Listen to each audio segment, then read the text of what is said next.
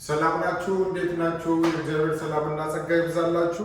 ባለፈው ሳምንት ስለ ወንጌል ምንነት አካፍያችኋለሁ። በዚህ ሳምንት ደግሞ ስለ ወንጌል መልእክት ማዕከላዊ እውነቶች ላካፍላችሁ ነው ያለሁት እና ወንጌል በምንሰብክበት ጊዜ ወይም ስለ ወንጌል በምንጽፍበትና በምናስተምርበት ጊዜ እነዚህ የወንጌል ማዕከላዊ እውነቶች መጥቀስ በጣም አስፈላጊ ነገር ነው። 5 የወንጌል ማዕከላዊ እውነቶችን ላካፍላችሁ ነው ያለው።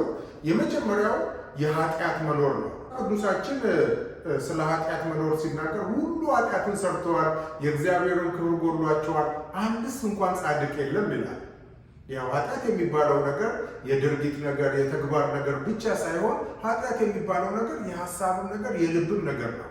ጌታችን ኢየሱስ ክርስቶስ በተራራው ስብከት ላይ ማንም ወደ ሴት ቢያይና ቢመኛት አመነዘረ አለ። ዮሐንስ ደግሞ በመልእክቶቹ ወንድሙን የሚጠላ ነፍሰ ገዳይ ነው አለ። ስለዚህ ኃጢአት የሚባለው ነገር የድርጊት ነገር የተግባር ነገር ብቻ ሳይሆን የልብም የሐሳብም ነገር ሆነ። ስለዚህ ሰው የፈለገ የሃይማኖት ጫፍ ላይ ቢደርስ በልቡ እግዚአብሔርን ሊበድለው ይችላል። መጽሐፍ ቅዱስ ሲናገር በሌላ ቦታ ምን ይላል? በአንድ ሰው ምክንያት ኃጢአት ወደዚህ ዓለም ገባ ይላል። በአንድ ሰው ምክንያት ሁላችን ኃጢአተኞች ሆነ፣ በክርስቶስ ደግሞ እንደዚሁ የዘላለም ሕይወት እናገኛለን ማለት ነው። ሁለተኛው የወንጌል ማዕከላዊ እውነት የኃጢአት መዘዝ ነው። ኃጢአት የሚያስከትለው ነገር ነው። ወንድሞቼና እህቶቼ መጽሐፍ ቅዱስ የኃጢአት ደሞዝ ሞት ነው ይለናል። ኃጢአት ሞትን ያስከትል። ኃጢአት ለዘላለም ከእግዚአብሔር መለየትን ብቻ ሳይሆን በዚህ በምንኖርበት ዘመን ሁሉ ሊያስከፍለን ይችላል። ቤተሰባችንን ሊያመሳቅል ይችላል። ሀገርን ሊያመሳቅል ይችላል። ንጉሥ ዳዊት እግዚአብሔርን በመደሉ አገር ተመሰቃቀለ እኮ። ስደት ተባረረ። ወንድ ልጁ አሳደደው ከቤቱ፣ ከንግስናው ላይ አባረረው። በዘፍጥረት ምዕራፍ 2 ከቁጥር 16 እስከ 17 ላይ እግዚአብሔርም አምላክ ሰውን እንዲህ ብሎ አዘዘው፣ ከገነት ዛፍ ሁሉ ትበላለህ፣ ነገር ግን መልካምና ክፉን ከሚያሳውቀው ዛፍ አትብላ፣ ከእርሱ በበላ ቀን ሞትን ትሞታለህ አለ። አዳም ቀጥታ ፊዚካሊ አልሞተም፣ በአካል አልሞተም። ነገር ግን ከእግዚአብሔር ተለየ። ፍርሃት መጣበት፣ ፍርሃት አያውቀውም ነበረ። ጭንቀት መጣበት፣ ጭንቀት አያውቀውም ነበረ። መሸሽ፣ መደበቅ፣ መደንገጥ አያውቅም ነበር። ፍርሃት መጣበት፣ መደንገጥ መጣበት። ኃጢአተኛ ሰው ድንጉጥ ነው፣ ፈሪ ነው። አንዳንድ ጊዜም አይን አውጣ ሊሆን ይችላል። በሌላው ላይ ማሳከክ፣ ማላከክ፣ እኔ አላጠፋውም እሷ ናት እንደዚህ ያደረገችው፣ እሷ ደግሞ በእባቡ ላይ ማላከክ፣ የግንኙነት ብልሽነት ተፈጠረ። ርግማን፣ ህመም፣ ጭንቀት ተፈጠረ። ከወንጌል ማዕከላዊ እውነቶች ሶስተኛው የክርስቶስ መስዋዕትነት ነው። የክርስቶስ መስዋዕትነት የወንጌል መልእክት ማዕከላዊ ቁልፍ ሐሳብ ነው። ያለ ክርስቶስ መስዋዕትነት ይቅርታ የለም፣ የግንኙነት ተሐድሶም የለም። አንደኛ ቆሮንቶስ 15 ከ3 እስከ 5 ላይ ክርስቶስ ስለ ኃጢአታችን ሞተ፣ ተቀበረ፣ መጽሐፍም እንደሚል በሶስተኛ ቀን ተነሳ። ክርስቶስ በእኔና በእናንተ ምትክ ሆኖ ሞተልን ማለት ነው።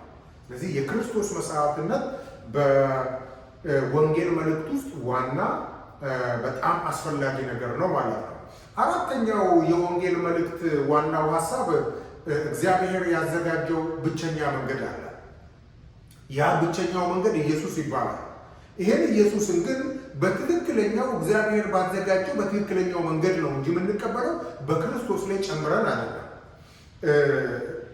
ጤና ባለሙያ ነበርኩኝና አንድ ሐኪም ለአንድ ታማሚ መድኃኒት ሲያዝለት በቀን ይሄን መድኃኒት 3 ጊዜ 3 ኪኒን ውሰድ ቢለው ግን አይ ታማሚው እኔ ለምን 3 ጊዜ ወስዳለሁ? ለምን 3 ፍሬ ብቻ ወስዳለሁ?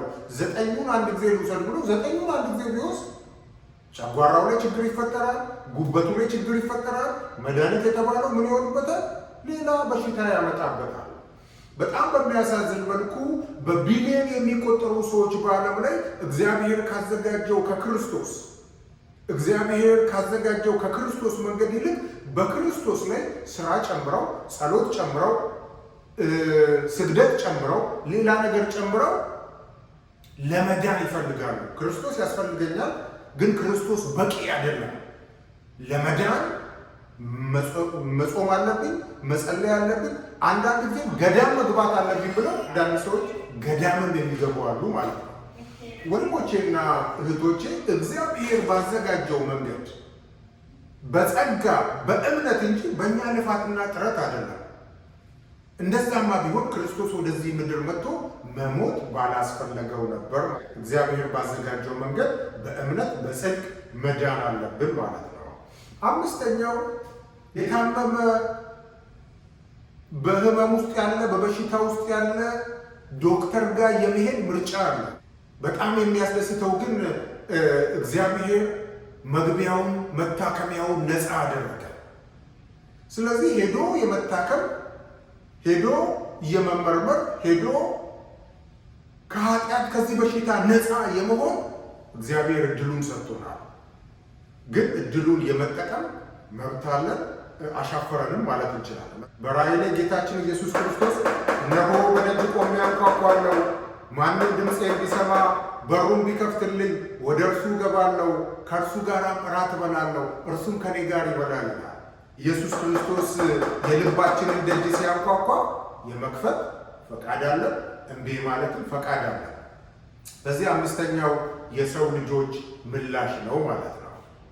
ወንድሞቼና እህቶች እነዚህ በወንጌል መልእክት ውስጥ 5 ዋና ዋና እውነቶች ናቸው።